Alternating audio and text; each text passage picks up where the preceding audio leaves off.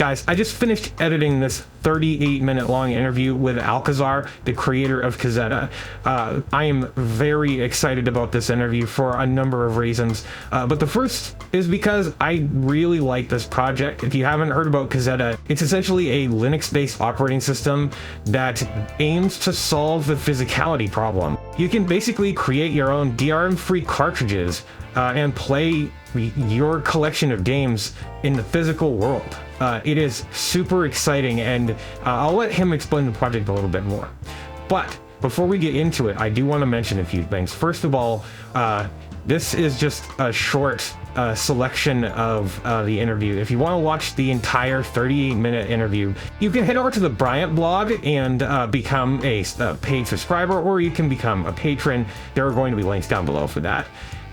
But yeah, anyway, I am very excited about this episode. It was enthralling to talk to him, and it seems like we've both been like fans of each other for a long time, so it was really cool to connect with him on that. So without further ado, let's get into the episode and see what Kazeta is all about. Hey everybody, I'm here today with Alkazar, the creator of Chimera OS, and also this new project. It's called Kazeta, is that right? Is that how you pronounce it? Kazeta? Kazeta? Yeah, it's harder in English, I know. Yeah. Yeah, thanks for having me. It's great to be here. I'm so glad to have you. I saw this project. You reached out to me, and I'm like stupidly busy, and I apologize for not getting back to you sooner, but everything about this is right up my alley, and I could not be more enthusiastic about this. So before we get to what you're working on, I kind of am interested in who you are. I mentioned Chimera. Tell me more about who you are and what you do. Well, I'm a software developer for a very long time. I started very young, making software just for fun. Eventually got that into a career. I've been working, must have been 20 years now as a software developer. Currently, I'm working at Playtron, which you might be familiar with. I know you don't exactly see eye to eye with that project, but some minor philosophical quibbles. Let's put it that way. I can assure you, everyone on the team is great, and we're trying to make a really awesome project. So, that's currently what I'm working on in my day job. But I started Chimera OS. I think we just recently had our 6th year anniversary. Okay. I started that 6 years ago. It was a reaction to Steam OS. Kind of at the time, Steam machines kind of died and Valve stopped updating Steam OS. And so I was using Steam OS and it kind of stopped working for me. So I'm like, well, crap. I was looking around. There's nothing else available to replace that. So I'm like, well, I guess I got to do this on my own. You have a new project. That's right, yeah. Tell me about Kazeta.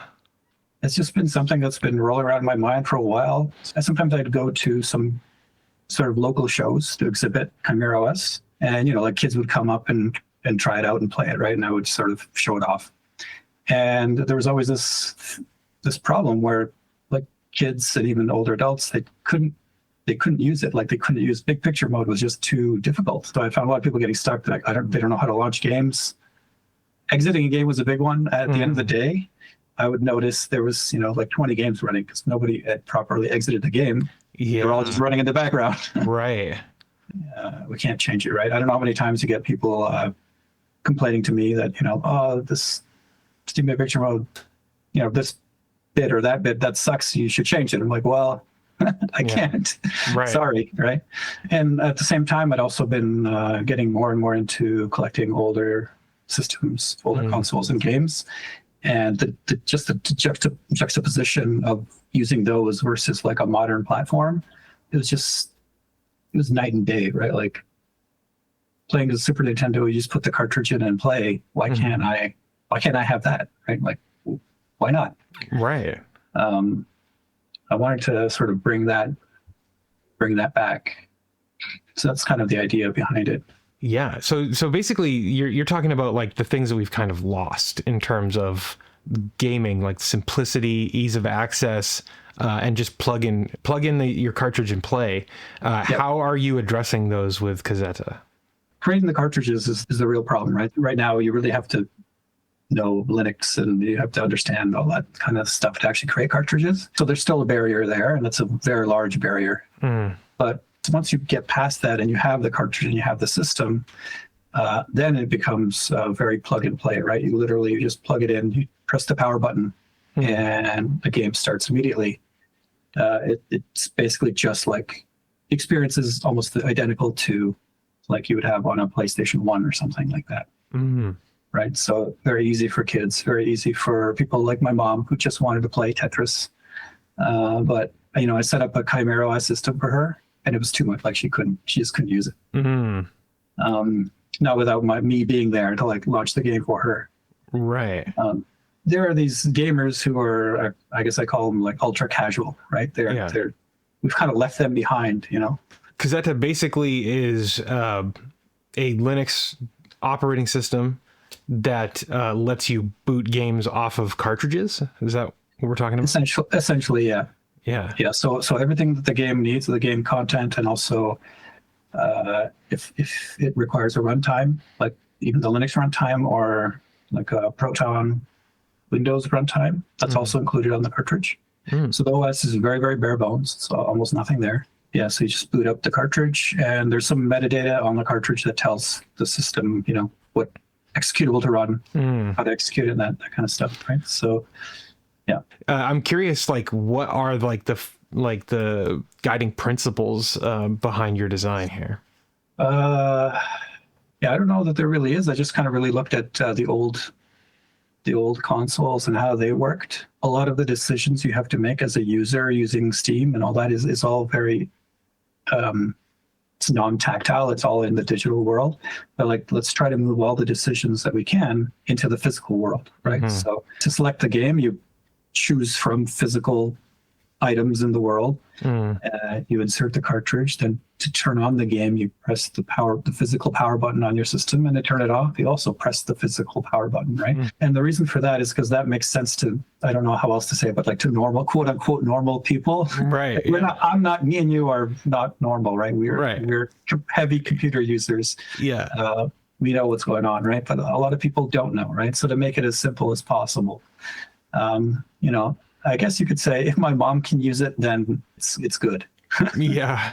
Right? I'm thinking back to like So Easy a caveman can do it, but like so easy my mom can do it, you know? Yeah. And my mom, it's, you know, it's not like she can't, it's just she doesn't care, right? She has other things to do. Right. She doesn't want to spend time figuring out something to play a game, you know, once in a blue moon that she might want to do, right? So if there's even a small barrier, she's gone. She's checked out. Like, no, of course. I mean, the reason that smartphones are so much more popular than desktops is because like this is a weird abstraction to control a thing on your screen. Whereas if you have a phone in your hand, you just touch what you want, you know? So I totally am on board with your thought process here. So, okay. So let's talk about hardware then. Like this is a Linux-based machine or a Linux-based OS. So what would ideal hardware be for this? So ideal hardware, it's not so much technical in terms of which GPU and all that kind of stuff, but it's more the kind of experience that you can get with certain hardware. So for example, I found this mini PC here. Made by Geekom. And Geekom, all of their mini PCs have a full-size SD card slot. Yeah. So it really does feel like a little game console. Right. Right? Complete with a cartridge slot built in, right? So all you got to do is, you know, you just got to put it in there and then you play. So that is a really nice experience. In terms of, you know, graphics cards, you know, it's not very powerful, so it's great for older retro games and that kind of thing. But that also works with SD cards as well. So it's not really about, you know, your tech specs. It's more about the form factor and the experience that you can get on a certain. Right. On that note, can you hot swap cartridges or no? You have to shut it off and. You have to shut it off. Yeah. Okay. Right that now. Makes sense. You can, if you boot into the BIOS, there's a little, I kind of took inspiration from, which one was it? Oh, I think there were a few of those old consoles where if you boot up into the BIOS, they had an option. If you put in disk after, they had an option to like start playing. I think the Dreamcast had that.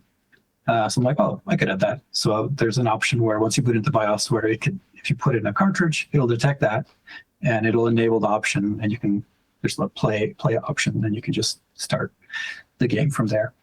Okay, so SteamOS 1 and SteamOS 2 were Debian based. Yeah. Then Chimera comes along, Arch based. When I saw SteamOS 3 and what Valve was trying to do, I was like, oh, they're just copying Chimera. Not so much copying, but like what you did, I feel was opinionated, but it was the right opinion for Linux gaming. And Valve saw that and took note, right? Given that, what lessons do you want Valve or any other like system creators to take from this project? What a question. I don't know that there is. I don't know that there can be anything that they can take. It's just so different. It's like the complete opposite, right? Yeah. And that was kind of intentional, right? So, you know, I'd love if they would, you know, I've complained about it and I've tried to communicate this to Valve, but I think their interface is just way too complex. But I think they're missing out on some other folks who could benefit from, you know, a little more simplicity, right? Thank you so much for sitting down with me today. I really appreciate it. Yeah, thank you for having me. It's great. If anyone out there is interested in your project, tell them how they can reach you, how they can find your project.